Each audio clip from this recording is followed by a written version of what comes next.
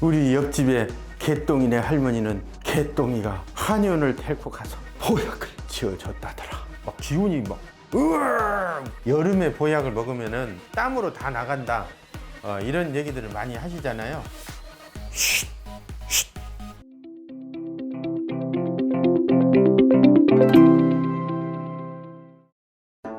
아차산 아래 허준과 같은 의원이 있었으니 성심성의껏 병자를 보는 그의 모습은 한없이 훌륭하구나. 오늘 날씨가 참 좋구나. 여기 줄 서 있는 거 안 보인가? 개똥이 가득 찼구려. 이거 변비. 아차차 아차산 뜻이요. 허준. 오, 살아났어. 오. 아차산 및 그 이름 향남 한의원이라는구나.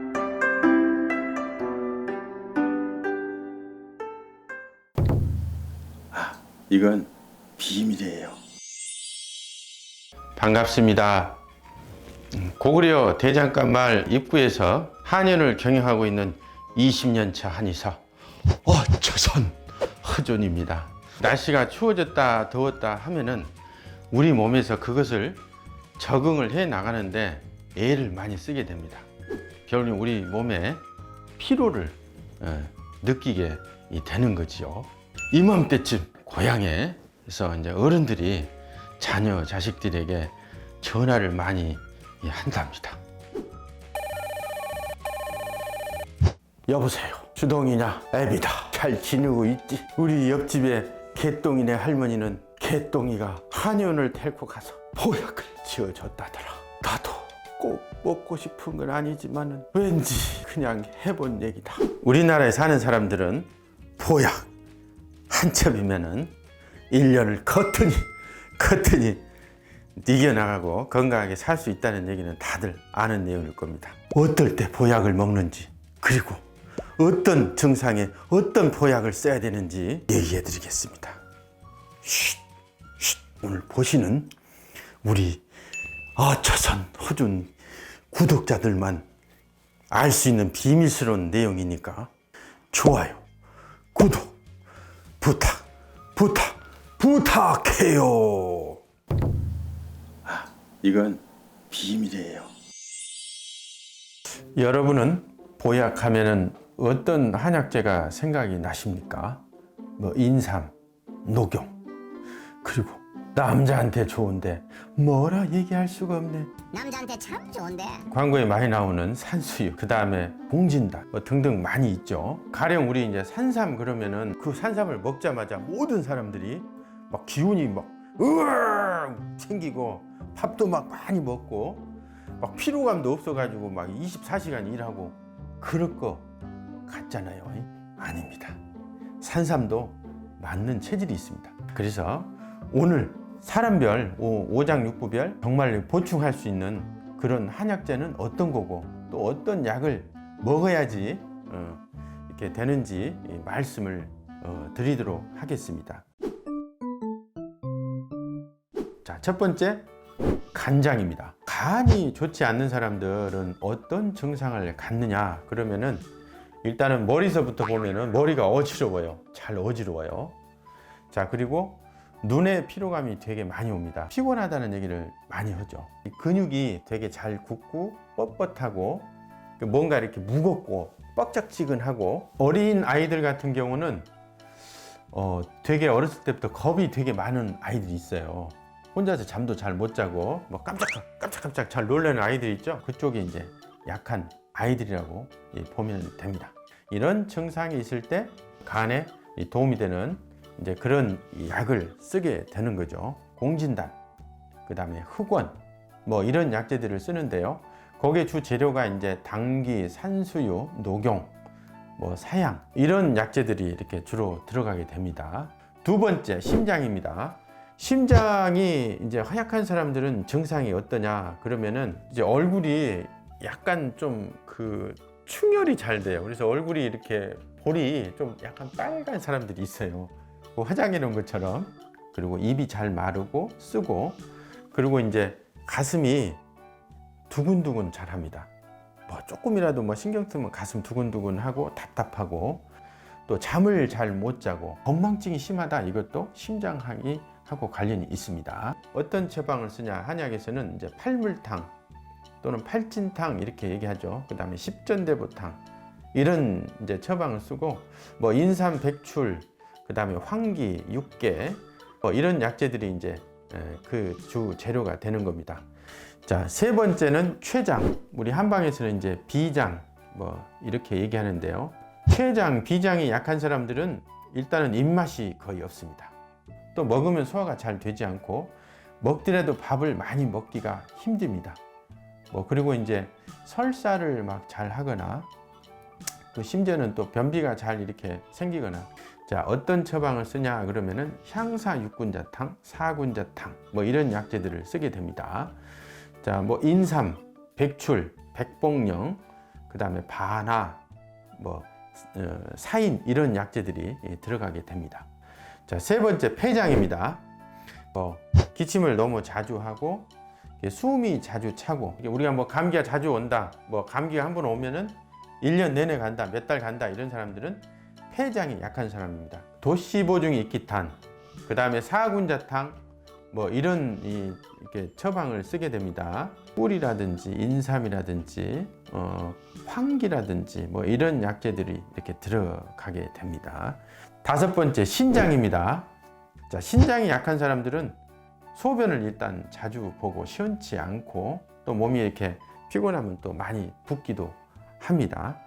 그리고 특징적으로 이제 허리가 되게 자주 아프고 허리가 약하고 또 이제 어깨나 등, 목, 뒷목 이런 데가 잘 당기고 이런 분들도 이제 신장이 약한 사람들입니다. 신장이 약하다 그러면은 육미지왕탕, 뭐 팔미지왕탕 뭐 이런 처방을 쓰게 되는데요. 여기 이제 숙지왕, 산수유, 뭐 오미자, 뭐 그다음에 산약 뭐 이런 약재들이 주로 들어가서 신장을 보강을 하게 됩니다. 여자 같은 경우는 자궁이 약한 사람들 같은 경우는 일단은 몸이 좀 찬 편입니다. 많이 더 피곤할 경우는 아랫배가 생리를 안 한데도 그냥 이렇게 당긴다는 표현을 많이 합니다. 생리 전 이제 되게 예민합니다. 이런 사람들은 감정 기복이 되게 심하고 그러면서 또 잘 붓고 이런 사람들은 자궁이 약하다고 봐야 합니다. 계지복령환이나 뭐 익모초라든지 그 다음에 당귀 이런 약재들을 이제 처방을 이렇게 쓰게 됩니다.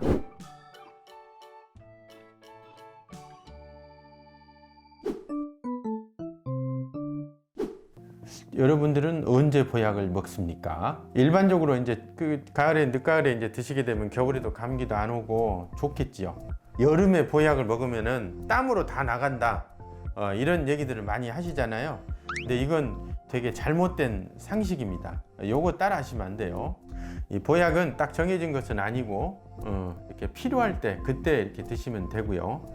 자, 얼마나 자주 먹느냐 그러면은 이제 1년에 한 2번 정도 이렇게 드시면 된다 생각하시면 되고요. 근데 이제 경우에 따라서 심장이 약한 사람들 같은 경우는 여름에 굉장히 이렇게 무기력하고 막 땀도 많이 흘리고 입맛도 없고 막 어지럽고 피곤하고 그러거든요. 6월, 7월 달 초쯤에서 중순 오기 전에, 여름이 오기 전에 한약을 드시는 게 좋습니다. 가령 이제 또 폐장이 약하다, 폐기관지가 약한 사람들 같은 경우는 이제 추워지기 전에 그때 이제 감기를 안 오게 하는 약이라든지 폐장을 건강하게 하는 약을 쓰면은 추운 겨울에 아주 건강하게 잘 지낼 수 있겠죠. 언제까지 복용을 해야 되냐, 또 이것도 많이 궁금해 하세요. 본인이 가지고 있는 증상이 한 80% 정도 많이 좋아졌다 그러면은 그때 정도 되면은 보약을 이제 치료약을 이제 좀 중지를 해도 되지 않나 그런 생각을 합니다. 그 이후로는 자연 회복력이 있기 때문에 저절로 이렇게 좋아질 가능성이 많습니다. 이제 보약을 쓰면은 안 되는 경우가 있습니다. 이건 너무나 중요한 겁니다. 우울증이 있는 사람들 같은 경우는 되게 무기력해요. 막 귀찮고 자꾸 막 눕고 싶고 뭐 이런 증상을 갖고 있기 때문에 내가 너무 허약해져서 그런 게 아닌가 라고 생각을 하고 보약을 이렇게 드시려고 하는 경우가 있습니다. 자, 우울증 환자나 우라병 환자 같은 경우 보약을 드시게 되면은 더 답답하고 소화도 더 안 되고 막 이상하거든요. 그래서 이런 환자들은 보약보다는 치료약을 드시는 것이 좋고, 단 우울증 환자 중에 산후 우울증을 가지고 있으신 분들은 기운이라든지 피 같은 것들이 많이 소모돼서 생긴 우울증이기 때문에 보약을 쓰셔야 우울증이 해결이 됩니다. 공진단은 녹용, 당귀, 산수유, 사양 이 4가지 약재로 되어 있는 우리 한약에서는 굉장히 귀하고 소중한 이 처방입니다. 자, 근데 공진단을 먹어서 다 효과가 나냐? 또 그것도 아니에요. 공진단을 드셔야 될 분들의 증상들이 쭉 나오게 됩니다. 아이고, 어깨가 엄청 무겁네.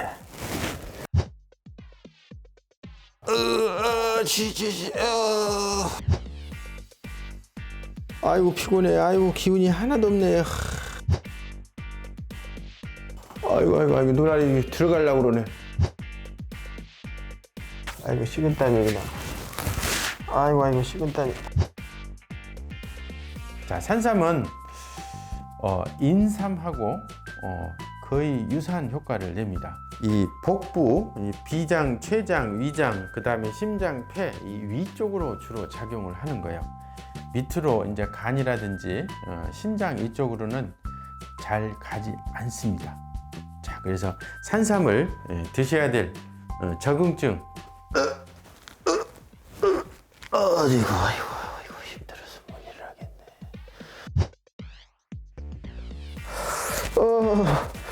추워.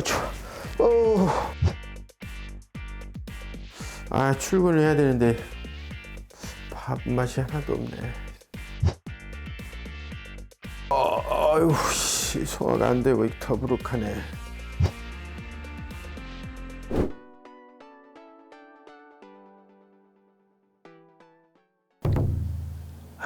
이건 비밀이에요. 끝까지 봐주셔서 고맙습니다. 몸이 허약하고 위중한 사람일수록 음식 하나하나 그리고 한약재 하나하나가 그 사람에게 엄청난 영향을 미치고 또 부작용을 일으킬 수가 있습니다.